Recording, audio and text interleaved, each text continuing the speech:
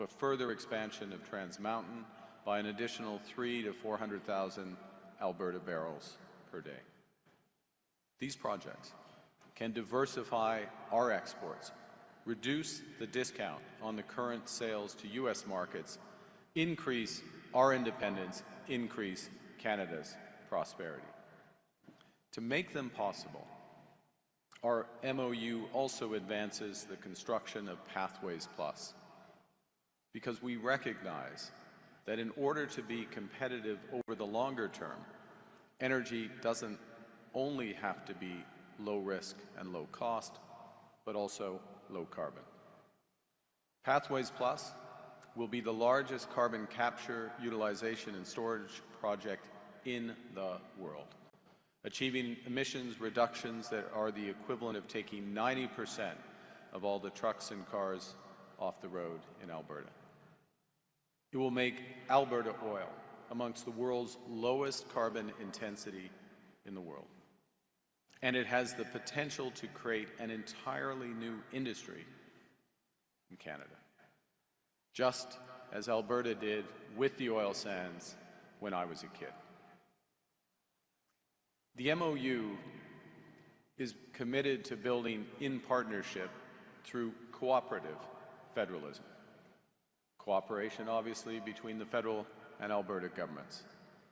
Cooperation by ensuring that Indigenous economic benefits, partnerships, and opportunities for co-ownership are fundamental to every project.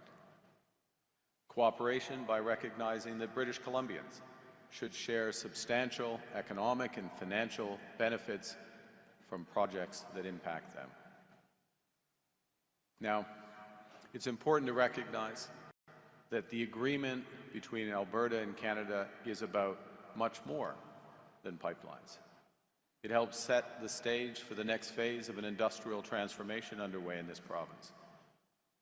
Under this agreement, we will collaborate on multiple projects to meet growing consumer and industrial energy demand, including through new nuclear power and new interties with neighboring provinces that increase affordability and resilience of the system while lowering emissions. We'll also work to unlock sovereign AI data centers that create opportunities for Alberta's and Canada's burgeoning AI ecosystem. Avik just referenced the challenge worldwide. We'll do it in a way that protects our independence of our information and our algorithms. Protects our independence of our information and our algorithms. Nous allons réaliser de grandes choses et le faire de façon durable. Notre nouvelle stratégie de compétitivité climatique est notre plan pour stimuler la croissance tout en réduisant nos émissions. Et cette stratégie va aider à générer des centaines de milliards de dollars d'investissement dans les infrastructures nucléaires, hydroélectriques, éoliennes, de stockage de carbone et de réseaux électriques, afin de faire du Canada chef de file de l'économie à faible émission de carbone. So this is all consistent with our broader climate competitiveness strategy. Early in the new year, the federal government will release our new electricity strategy, which will provide the tools and chart the path to double clean generation across Canada. When we power our country with sources such as hydro, wind, solar, nuclear, we don't just cut emissions, we give ourselves a competitive edge in the economy of the future. And I'll just spend a moment on the MOU to highlight how it's consistent and aligned with our competitiveness strategy. First, the first pillar of that strategy is to strengthen industrial carbon pricing in Canada to provide long-term certainty for businesses and investors. Under the MOU, Alberta is committing to strengthen the tier system, increasing the minimum effective credit price to $130 per ton. Under the MOU, Canada and Alberta agree to work collaboratively to design and commit to globally competitive, longer-term carbon effective prices, giving the clarity to Alberta businesses and investors.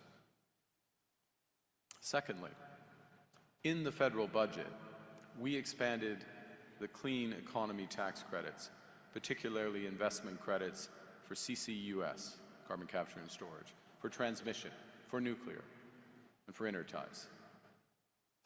Private companies, those in this room, you will benefit from the budget's new productivity superdeduction, which allows for immediate expensing, 100% write-offs for investments in a wide range of assets. And very importantly, when you're looking at projects, these measures are stackable. They're additive. They lower our marginal effective tax rate for new investment to 13%. And they widen Canada's investment tax advantage over the United States to 4.5%, and over the rest of the G7 and OECD to 12%. The third pillar of our climate competitiveness strategy is to strengthen methane regulations in the oil and gas sector. And that's what this MOU does. Alberta commits to 75% methane reduction targets relative to 2014 emissions levels. To provide regulatory clarity, the federal government will remove the emissions caps. Canada will also take steps to enable the export of bitumen to Asia, including adjusting the so-called tanker ban if necessary.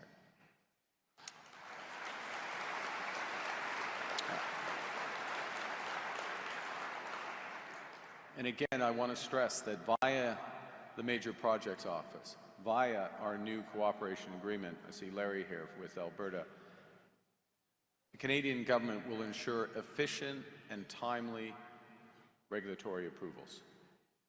Now, we've done a lot, but we have more to do.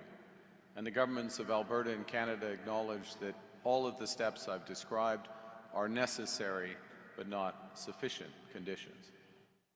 For example, completing a pipeline will also require a private sector proponent. And if you know one in the room, please, you can come see us. You can come see us afterwards. It will require meaningful and substantial partnership with British Columbia. We are committed to that. It will require meaningful engagement and consultation between the federal government, Alberta, British Columbia, and Indigenous peoples and rights. It will create opportunity for significant Indigenous ownership and economic benefits. I'm going to say, because the mayor is here, I'm going to say that while we're building a nation, we're also focused on building our communities. New hospitals, public transit, recreation facilities,